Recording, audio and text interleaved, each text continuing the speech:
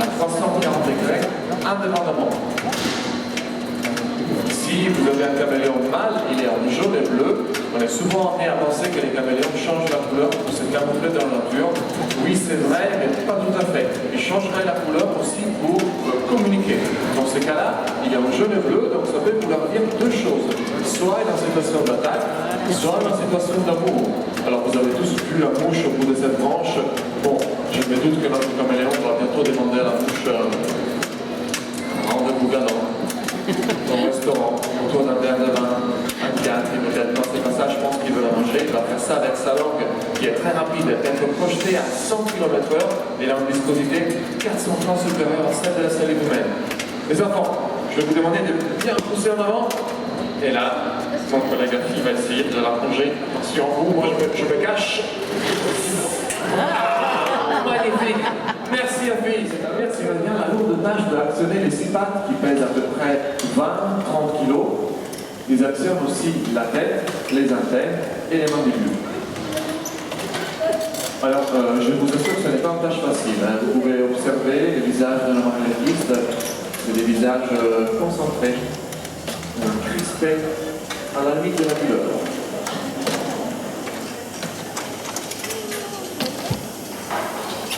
Jusqu'à devenir translucide, et ensuite elle va pouvoir partager la nourriture avec le reste de la colonie. Chose que moi j'ai fait. Mais comment nos marionnettistes ont pu monter sur cette machine? Et personnellement, je considère formidable.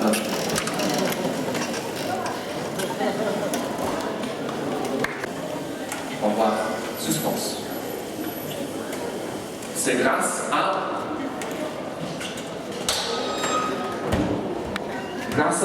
un escalier en bois d'acacia 6 marches. Merci beaucoup les marionnettistes. Merci. Et maintenant, pour la suite de la musique. Un bec parfaitement adapté pour atteindre le nectar de fleurs à corolle tubulaire des fleurs profondes. Face à lui, c'est un naturin. Et c'est l'un des seuls oiseaux au monde qui possède le bec plus propre au corps. Et c'est le deuxième qu'on présente ici dans cette galerie. Le premier, c'est le colibri géant qui se trouve un peu plus loin dans l'extension. Et il y en a un troisième qui existe qui s'appelle le colibri de Madère. Un colibri géant que vous avez ici en taille réelle. On retrouve notamment de cette taille-là à Fukushima, Tchernobyl aussi, mais alors il n'y en a plus beaucoup. Speak in English. Malgré le fait que ce soit une toute petite machine, on sait que dans la nature un colibri peut tenir dans la paume d'une main. Le nôtre fonctionne grâce à 5 moteurs qui permettent aussi ce battement des ailes. Battement ralenti pour certaines espèces et jusqu'à 200 fois par seconde. Pas sûr que notre machine aurait tenu. La femelle fait salut à la intriguée, angoissée. Elle tend sa tête de gauche à droite, lève son cou de haut en bas. C'est dur, mais elle continue. Commence à sautiller sur place, tourner son corps de gauche à droite, lever son cou, ouvrir son bec et plus sa petite clé.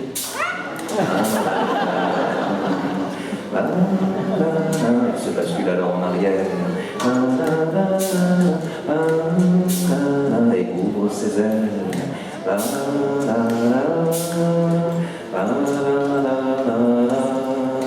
Et le mâle en fait autant.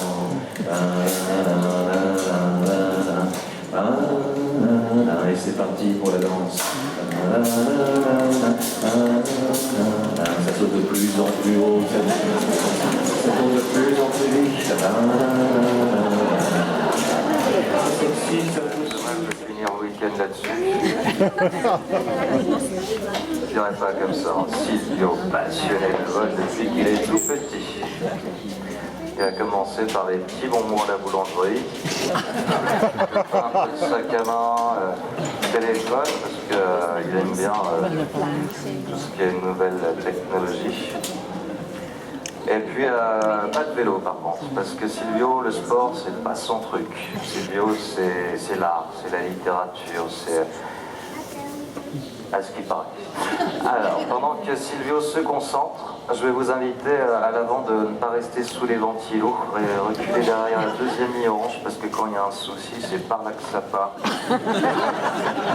Sur les côtés également, je vous invite à reculer surtout. Ne touchez pas le grillage puisque je vais électrifier la cage pour empêcher Silvio de se barrer. Ok, électrification de la cage en cours. Lumière. Silvio. Aurait une destination de rêve en cette journée presque ensoleillée et... La Roche-sur-Yon. La Roche-sur-Yon. Allez, c'est parti. On part de Nantes. Nantes, cette belle ville d'histoire avec sa culture, son patrimoine, sa tour de Bretagne, son château d'élu de Bretagne, son pont Anne de Bretagne. Bref, bienvenue dans les pays de la Loire.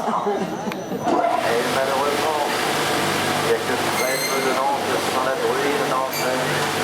La bruine nantaise est chère à Barbara. Oui, il y a les chansons Barbara. Barbara qui nous rappelle écrit cette super chanson, la main de la ville de Nantes. Il pleut sur Nantes. Rêve de faire la ville, Barbara. La bienvenue sur la main de la moitié intérieure. Cette bruine nantaise, comme elle est menacée par des gaz d'échappement, on récupère sur le périph' et donc comme ça, sur notre pilote, ça va, c'est sûr. C'est le point à la 3 contre inverse, la Loire, on passe du nord au sud, nord au sud, et au R3.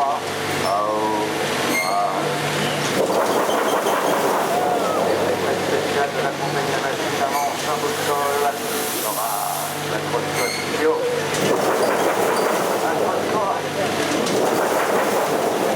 Malheureusement, la Roche-sur-Yon peut se une autre fois. La croix qui vient de se faire dans le brouillard, ça fait un peu trop tard. C'est pas vrai, alors. Si on peut le faire une fois, on va suivre ensemble le protocole de sécurité. C'est qu'à dans un premier temps, je vais te demander de bien vouloir fermer la bouche.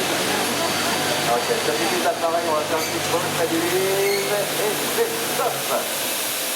Allez, détends-toi, Silvio, respire. Respire. Respire encore. Bon, là, vous êtes en train d'assister au rêve de tout pilote. Vous l'avez vu, en cas d'intempérie majeure, il y a un moment donné, il vaut mieux savoir dire stop, je m'arrête, petite pause. Silvio, tu as deux possibilités qui s'offrent à toi, vu d'ici.